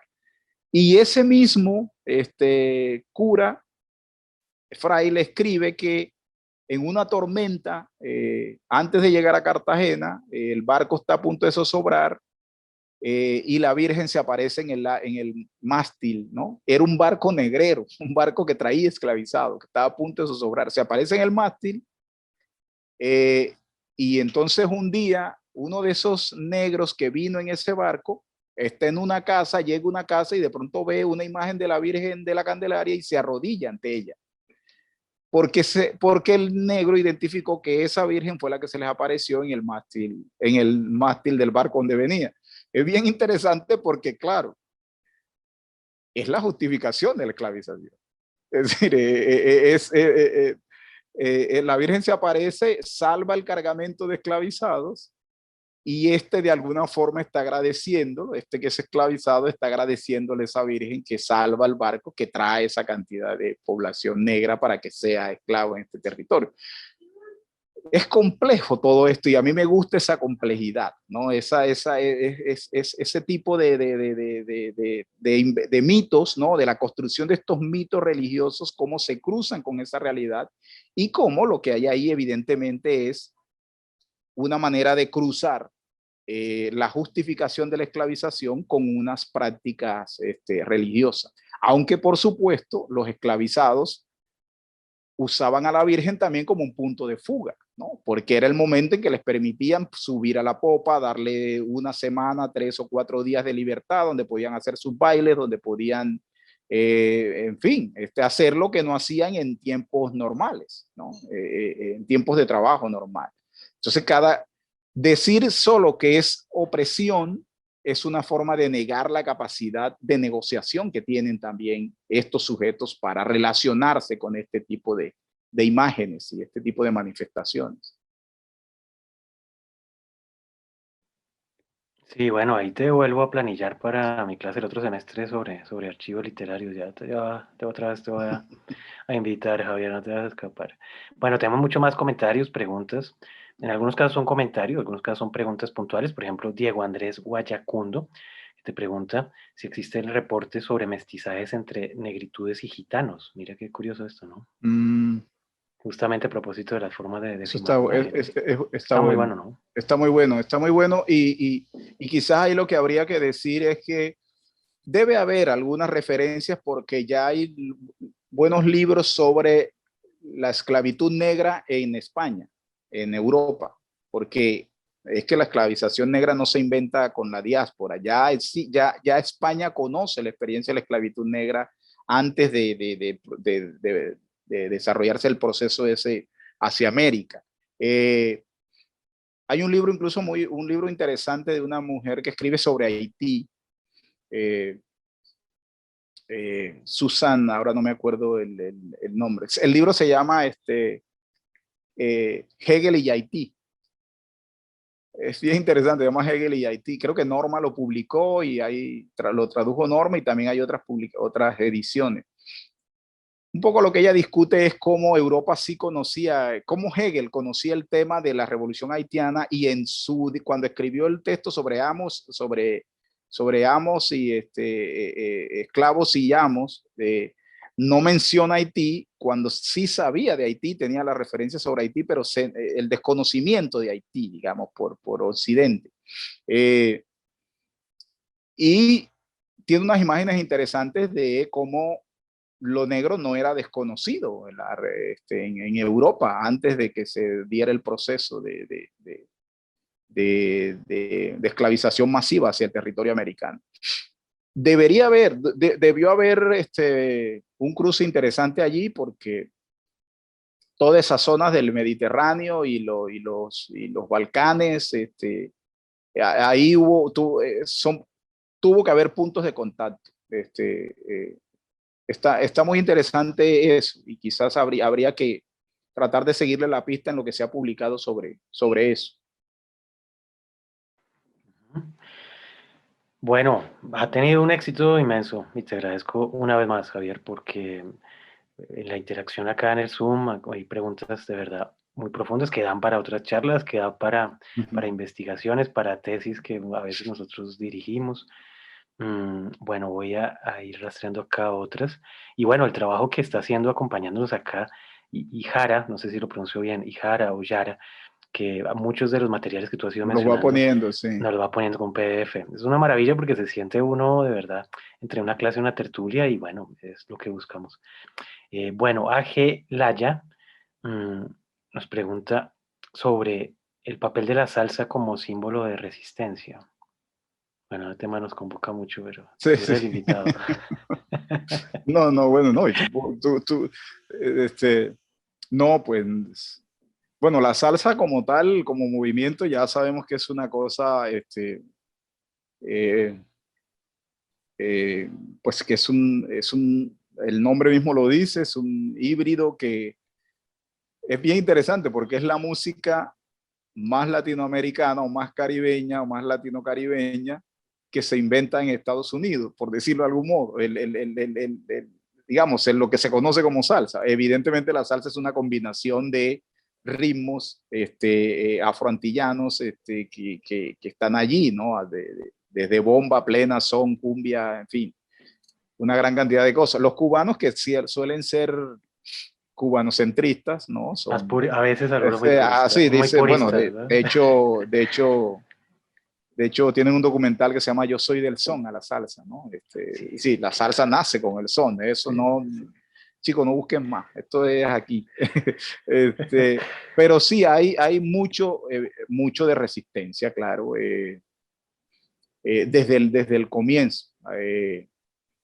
Y el máximo compositor que ha tenido la música salsa, que fue Tite Curé Alonso, bueno, solo hay que mirar las letras de don Tite Curé Alonso para saber. Anacaona, imagínate. Sí, exacto. Claro.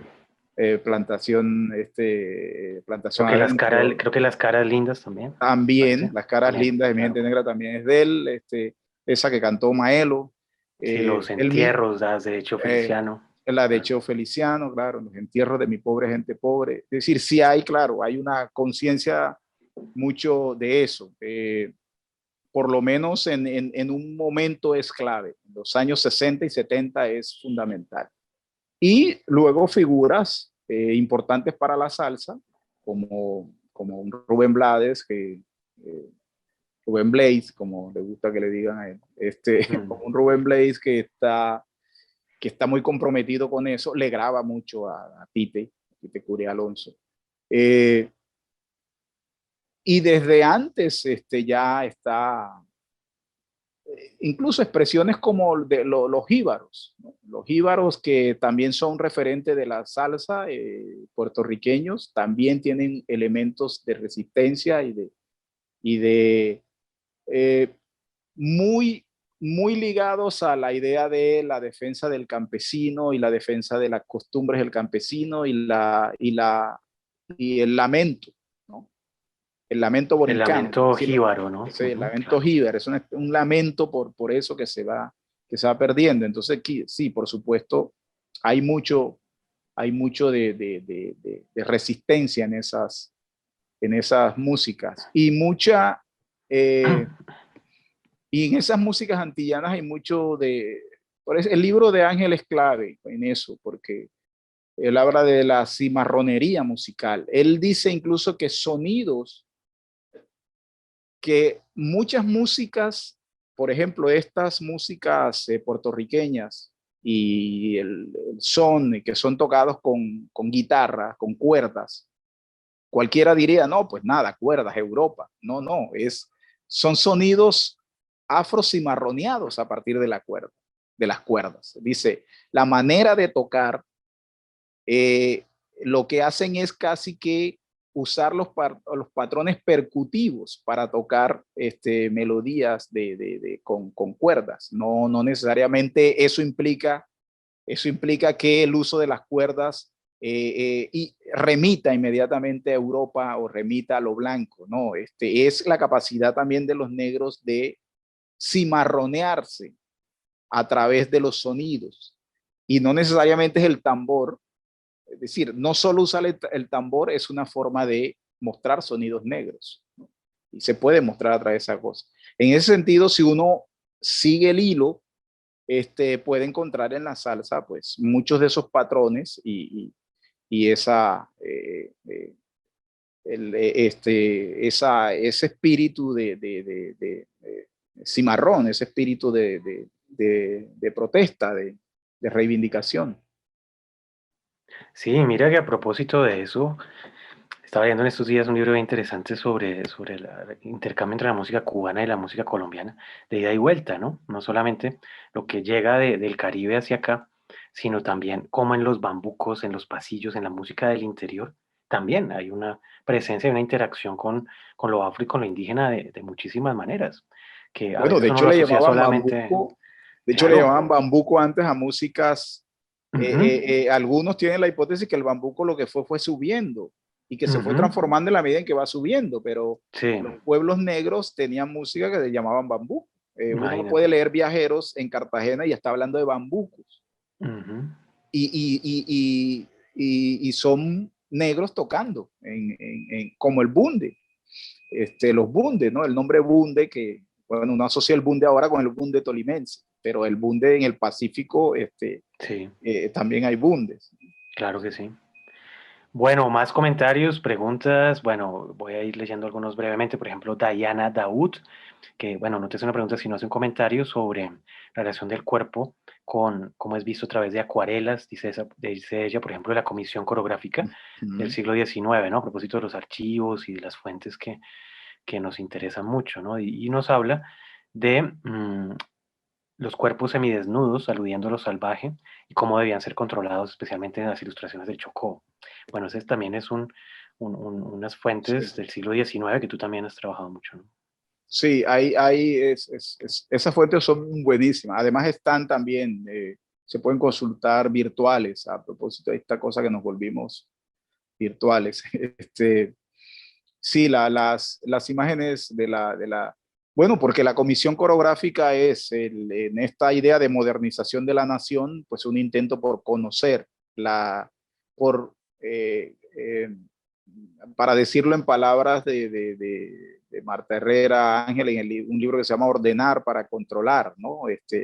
La preocupación por la geografía y por explorar el territorio es una forma de orden y de control, ¿no? Controlar el territorio, saber qué tengo, cuáles productos tengo, qué puedo explotar, qué necesito, pero en ese ritmo también hay gente, ¿no? En ese espacio también hay gente, entonces hay que inventariar a la gente, ¿no? Y hay que dibujarla, y hay que decir qué come, y hay que representar a la gente. Y por supuesto, en la representación hay, pues están todos los prejuicios también. Esa representación se van los prejuicios también, ¿no? Y hay las categorías esas de las que veníamos señalando, las categorías morales, no dejan de funcionar allí en esos procesos. Las imágenes de la comisión coreográfica son bien interesantes por eso, por esa realidad, por la representación, que hay veces hay que fijarse más no en la factualidad de la fuente, sino en la realidad de la construcción de la fuente, ¿no? A qué obedece la construcción de esa fuente, ¿no? Eh, es como cuando leemos a los cronistas de Indias, ¿no? Los cronistas de Indias, si uno lee a un cronista de India y lo usa como una fuente para afirmar que esto era de esta forma, puede que esté cometiendo un error grave porque lo que hay allí es una estructura de pensamiento, una manera de pensar y unos códigos que están ligados a una escatología religiosa, es decir, a unos fines que es la salvación, y una crónica escrita en el siglo XVI no está escrita pensando en el conocimiento moderno del siglo XVIII y XIX, obedece a otra estructura que está más ligada al consumo a través de la oralidad, a través de un fin religioso más que un fin moderno del conocimiento. Entonces, así pasa también con muchas de estas pinturas. Hay que entenderlas también en la intencionalidad que tienen o que tiene la época para poderlas entender en su mejor dimensión. Por ejemplo, muchas de las imágenes de los viajeros que acompañan a los viajeros, una gran mayoría de los dibujantes, ilustradores de los libros de viajeros no vinieron nunca a estos territorios. Dibujaban a partir de las descripciones y de los bocetos que hacía el viajero, que no era un gran dibujante seguramente, entonces lo que hacía era un boceto para que el grabador o el ilustrador que estaba en Europa, en Londres, en París, en su estudio, hiciera esas cosas maravillosas que hacía, pero si tú vas, sí, pero hay una demasiada mediación allí como para tomarlo literalmente, ¿no? Para tomarlo a rajatabla y decir, bueno, esto era así, no. Hay que entender todas esas mediaciones para poder tener una aproximación un poco más compleja de las realidades que tratan de inventariar estos dibujos, ¿no? Sí, bueno, como te digo, aquí podríamos estar hasta las 6 de la tarde, si estuviéramos presencial, estaríamos, bueno, ahí tomando un cafecito y después iríamos seguramente, Javier, a algún sitio Sí, salsero a seguir estos hombre, encuentros, pero sí, bueno, sí, sí, nos ha tocado virtualidad, nos ha tocado radio, pero bueno, aquí hacemos lo sí, posible. sí. Voy a juntar dos comentarios, quizá que tienen algo en común. Arcesio Romero y Cristian Torres. Arcesio dice, bueno, el cuerpo afro como mercancía, instrumento de guerra, se pregunta él si pasó a ser el mapa de navegación de su retorno al muelle de la panafricanidad. Y Cristian Torres pregunta cuál es el papel que juega el endorracismo en la dominación de los cuerpos negros. Sí, la primera, repíteme la primera parte de la primera, Dice, la de, se puede afirmar que el cuerpo afro de mercancía e instrumento de guerra política pasó a ser mapa de navegación de su retorno al muelle de la panafricanidad. bueno, sí, no lo había pensado, digamos, eh, pero sí, bueno, las políticas del retorno fueron muy fuertes en cierto momento, que al final los experimentos no fueron muy interesantes, ¿no? La misma Liberia, es una nación, fue complejo el tema con Liberia. Y digamos, el panafricanismo,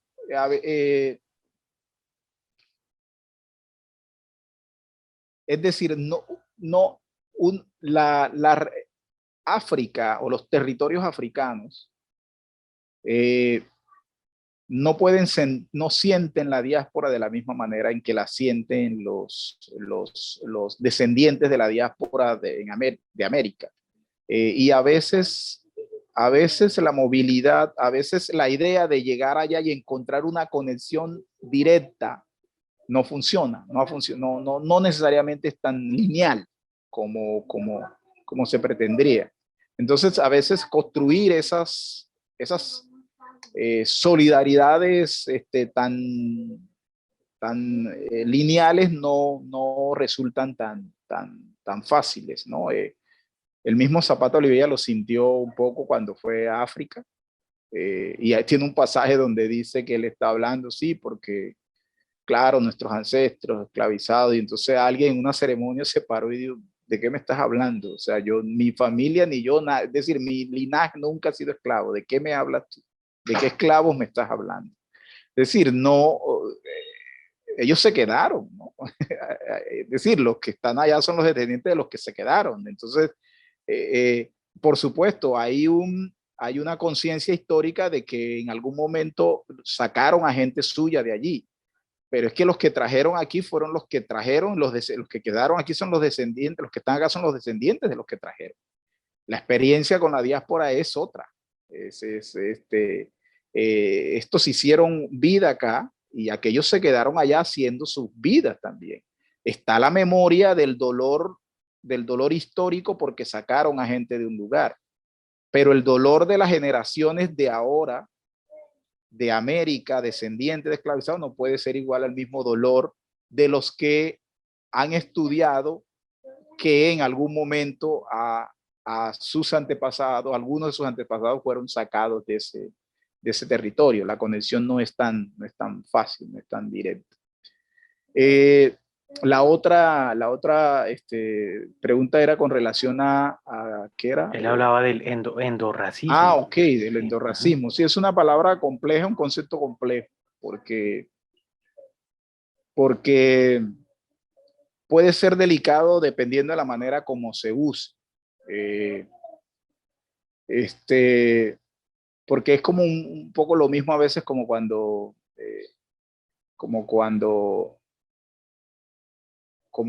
alguien puede decir allí que el problema está es dentro, ¿no? Que el problema no es afuera, sino dentro, ¿no? Es bastante compleja la cosa. Hay algo interesante que se me pasó decir y que quizás cuando estábamos hablando de los manuales de urbanidad, muchos de los manuales de urbanidad terminan siendo también herramientas no solo de control, sino herramientas para el ascenso social de los marginados, de los que se intentan controlar. Me explico, es decir, si yo soy una persona estigmatizada y aparecen formas de control a través de ciertas formas de comportamiento, quizás asumiendo esas formas de comportamiento logro ser aceptado en ciertos espacios donde no sería aceptado si me comporto de la manera en que soy, en que normalmente me comporto, ¿no? Entonces, a veces pasa que a ciertas personas por el comportamiento no las reconocen o no las aceptan como negra o las consideran menos negra que otra porque se comporta de una forma diferente a cómo se debería comportar. Pero sí hay incluso históricamente de la construcción de diferenciación dentro del mismo grupo. Por ejemplo, los artesanos que lograron cierta posición a través de la educación, etcétera, y que Núñez los usó mucho. Núñez usó mucho el discurso de la honradez, de la disciplina, del trabajo, para ganarse el apoyo de los artesanos. Esos artesanos lo que hicieron fue reforzar de alguna forma también, en algunos casos, el discurso en contra de los que están en peores condiciones. Es que nosotros somos esto, pero allá hay una plebe, allá están los que son bárbaros, salvajes, los que no han logrado la civilidad, ¿no? Que hemos logrado nosotros. Y eso ha servido también o sirvió para construir como jerarquías, a pesar de pertenecer al mismo grupo étnico, por decirlo de algún modo, o con cierta identidad racial, generaba diferencias, generaba procesos de diferenciación al interior del mismo grupo. Sí, o bueno, además son imaginarios y prácticas que persisten de muchas maneras, unas más evidentes, otras más invisibles, ¿no? En diferentes espacios, ¿no? Bueno, vamos ya casi terminando. De pronto no alcanzaremos a mencionar todos los comentarios, todas las preguntas. Vamos a ir con las últimas. Natalia Carolina te pregunta por los palenques y dice ella, ¿en qué posición sociocultural se encuentran ahora en Colombia los palenques? Bueno, hubo muchos palenques, muchos, pero nosotros en realidad reconocidos ahora como palenques, digamos, está es el palenque de San Basilio, que es el de más tradición, y eh, el de Uré, que bueno, lo mencionó una de las primeras intervenciones, que entre otras cosas el de Uré como reconocimiento oficial, ¿no?, por la nación es reciente, es relativamente reciente, porque poco se hablaba de eso. Se hablaba de Córdoba y difícilmente se hablaba de esos espacios. Son espacios que, por supuesto, han construido unas lógicas políticas con esa memoria como referente, ¿no? La reivindicación a partir de esa condición. El Palenque de San Basilio tiene, además, la lengua, que es un elemento identitario muy fuerte y que lo usa como una herramienta política en el reclamo de la diferencia. Pero también hay que decir que otros territorios que fueron palenques, prácticamente mucha de la zona de los Montes de María y de la zona del Canal del Dique fueron palenques. Pero a veces uno ve que son pueblos muy parecidos, pueblos negros, toda esa zona del Canal del Dique, por ejemplo, pero no tienen el tratamiento que tienen los pueblos palenques, sin que eso quiera decir que los pueblos palenques estén maravillosamente bien, porque no es así. Pero sí hay menos reconocimiento todavía, mucha población negra que es el mismo tronco de esa lo que algunos llamaron confederación de pueblos apalencados, pero que perdieron esa condición o no entraron en ese proceso de negociación que se hizo con el Palenque San Basilio y no tienen la misma visibilidad política que pueden tener territorios reconocidos como palenques en la actualidad, como es que en realidad en el caso colombiano son dos reconocidos. Ojo, eso no quiere decir que pues, el Cauca también tuvo zonas de palenque, parte del territorio antioqueño, todas las zonas de Antioquia donde hubo minas, hubo palenques cercanos, bueno, la costa Caribe estuvo llena de palenques desde La Guajira hasta el Darién, en fin, pero en la actualidad no son reconocidos como tales, y la visibilidad a veces depende mucho de eso. Pues cada vez se empiezan a reconocer más como pueblos negros, pero en la condición específica de palenques y de lo que eso implica, no. Bueno, y vamos a cerrar, bueno, recordándonos, nos piden recordar algunos títulos, por ejemplo, uno de los libros que mencionaste sobre la salsa. Bueno, mencionaste uno que está ahí el PDF, pero hace un ratico mencionaste otro. Creo que el de Claxon, ¿no? El de Ángel Quintero Ah, Rivera, sí, ¿no? es una colección de Ángel Quintero. Creo que eh, estoy buscándolo, creo que lo tengo aquí en el computador. Ya les doy el título exacto. Se llama La danza de la insurrección, Buenísimo, qué título. para una sociología de la música latinoamericana, de Ángel Quintero Rivera. Son varios ensayos, y lo pueden encontrar en PDF, como les dije. Ujú. Bueno, era esa precisión también. Y bueno, bueno, nos agradecen también, que por eso pusimos esta hora, y me alegra mucho, nos dice María Serna.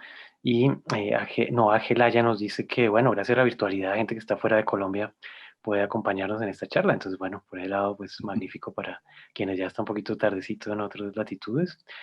Y bueno, por último, Diego Cárdenas, sobre músicos de la población esclava negra poco reconocidos.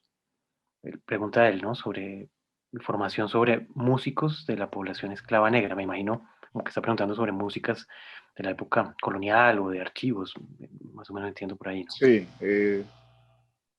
bueno, hay o músicos en la actualidad negro o habría que Sí, yo creo que él de pronto se refiere, porque es un comentario que nos llega desde Facebook, no es alguien que está acá en el Zoom. uh-huh. Quizá yo creo que me imagino como más de músicos olvidados de otros tiempos, o de músicas también, ¿no? De Sí, regiones. sí, sí. Perdón, es muy difícil encontrar referencias, digamos, seguimientos. Hay referencias, uno puede encontrar las fuentes, no te permiten mucho ubicar nombres específicos de músicos, por ejemplo, del siglo XVIII o siglo XIX. Hay menciones de que llegamos a tal lado y había un grupo que tocaba tal cosa, y luego llegamos a otro y había, pero ya ubicarlos, digamos, con nombres es seguramente complicado. Es una cosa que aparece más ya en los estudios de la revista del folclore, donde Zapata estuvo, y Delia y todo esto, que es una cosa más del siglo XX, donde ya empiezan a aparecer los Gualajos y todos, y bueno, gaiteros y Crescencio Salcedo y toda esta gente, estos músicos, o figuras ya o las cantadoras de Gamero y de toda esa zona, de Rincón, de Puerto Escondido y de todas, y del Pacífico también. Pero es un descubrimiento, digamos, en cuanto a fuentes, las fuentes te dicen poco. Por decir algo, la música vallenata, que siempre se ha tratado de ubicarla, lo que se conoce como música vallenata, algunos prefieren hablar de música de acordeón, consideran que el vallenato es un invento muy reciente, ¿no? Del 60s. Pero Candelier, por ejemplo, que es un viajero que llega a finales del 18, la segunda mitad del siglo XIX, en la zona de La Guajira, por allí, describe una cumbiamba y tocan acordeón, ¿no? Alguien está tocando un acordeón, guacharaca y lo que parecería un conjunto vallenato, ¿no? Pero no dice quién la tocaba ni quiénes eran los músicos. Entonces es muy difícil ubicar músicos allí con nombres propios. Es una cosa más muy del siglo XX, cuando se empiezan a ubicar todos estos músicos. Lo que sí es que las músicas de matriz negra, o las músicas con mucha fuerza de lo negro, fueron las músicas que terminaron imponiéndose y se convirtieron en músicas nacionales, ¿no? La cumbia, por ejemplo, que desplazó al bambuco, pues, que era la música reconocida como la música nacional, en los años 20 reemplazó y ese es un proceso más de gente como José Barros y Lucho Bermúdez y todas estas cosas, o las bandas de porro y todas estas que viene posteriormente. Bueno, Javier, de nuevo, un agradecimiento. Estuvo por acá también Luz Marina Rivas, que es nuestra colega directora de maestría, que te dejó un saludo. Ok. Y bueno, es nuestra primera cita, es nuestra conferencia inaugural, que hemos tenido este placer de recorrer estos caminos del cuerpo, que es el eje que vamos a tener todo el año en esta cátedra Herencia Africana 2021, en torno a miradas del cuerpo, prácticas del cuerpo. Bueno, estuvimos justamente la semana pasada en un encuentro de Giro Corporal, que es una red de investigadores del cuerpo, y bueno, continuamos acá en la Cátedra de Herencia Africana. Los invitamos a nuestra próxima sesión, que va a ser el 28 de mayo, viernes 28 de mayo, a las 2 de la tarde, con el escritor desde Togo, desde África, hablando justamente de lo que decía Javier, de tantas miradas de lo afro con experiencias tan diferentes, que va a tener un conversatorio con nuestro amigo y colega de Cali, Juan Sebastián Rojas. Entonces, bueno, Javier, una última palabra para cerrar esta bella conferencia. No, pues agradecerles y decir algo que he venido diciendo en los últimos tiempos a propósito de los estudios afros y la necesidad de desesclavizar los estudios de la población negra. Y cuando digo desesclavizar, no es que no se estudie la esclavización, ni la gente, ni los afrodescendientes, ni de la población negra que haya sido esclava. Cuando digo desesclavizar los estudios, hablo de que no podemos resumir un universo tan complejo como el mundo de los afros en solo la esclavitud, ¿no? En hablar solo de la esclavitud, porque es como lo que da origen luego a toda la diversidad que se genera, la manera como se asume la esclavización o como se lleva en la práctica la esclavización es lo que genera toda esa diversidad. Y creo que hay que concentrarse en eso, en esos matices que logran que una población, en medio de todo eso, esté luchando constantemente por la posibilidad de convertirse en sujetos sociales y las diferentes estrategias que se usan para tal propósito. Porque a veces, a veces en manuales de historia de Colombia es como si la población negra solo fuera esclavizada y no la vemos actuando libre. No la vemos moviéndose en el siglo XIX, haciendo cosas, ni a comienzos del siglo XX, sino como si siempre hubiesen sido esclavizados y pasan de la esclavitud a la libertad y ya no sabemos más nada de ellos. Luego aparecen otra vez bailando o tocando o representados, pero se nos olvida que hay un periodo largo allí donde están allí. Es decir, y están moviendo y están haciendo cosas. Hay que buscar ese tipo de las fuentes que nos permitan hablar de eso. Y bueno, gracias. Muchas gracias por todo, Alberto, y un placer. Y saludos también a Carmen Millán, la directora, y al Cari Cuervo, a Jimena, que estuvo por ahí también detrás. Claro, claro que sí. Y bueno, por último te dice Natalia Carolina que si tú eres youtuber y tienes un canal en YouTube, que cuáles son tus redes, que dónde puedes seguir tus charlas. Tengo una página de Facebook donde Ah, cuelgo, que está con mi nombre, donde cuelgo pues algunas cosas que escribo y los eventos como donde voy a ajá. participar. Y tengo un Instagram que también publico algunas cosas. Trato de que sea lo menos personal. No escribo ahí para decir que tengo un gato y que amanecí. Pero sí trato de jugar con algunas imágenes y de a veces plantear algunas discusiones allí. Sí, bueno, una maravilla. Ya quieren que uno trabaje como youtuber, pero no, nosotros ya no estamos para eso. No, Bueno, ya, ya hay ya, ya, gente, ya otros ya. ya se nos pasó el tiempo. Bueno, Javier, Bueno, muchísimas gracias a ti, muchas gracias a quienes han estado con nosotros acá en el Zoom, quienes nos están siguiendo en Facebook, quienes van a ver esta conversación y esta conferencia magnífica de Javier en diferido a través de Facebook. Esto queda inmediatamente en Facebook y también unos días después queda en el canal de YouTube del Instituto Cari Cuervo. Entonces, bueno, los esperamos dentro de un mes, el 28 de mayo. Podrán inscribirse, aparecerá en la página del Instituto, también en las redes sociales, el link para la inscripción dentro de unos días y también lo podrán seguir por Facebook. Entonces, Javier, un abrazo y ojalá podamos reencontrarnos pronto cuando vaya a Mompox y ahí paso a Cartagena, ahí en la antigua provincia de aquellos tiempos. perfecto. Entonces, un Así abrazo, es, Javier, así muchas es. gracias y Abrazos. buena tarde y buena noche para todos. Muchas Gracias, gracias. gracias a todos.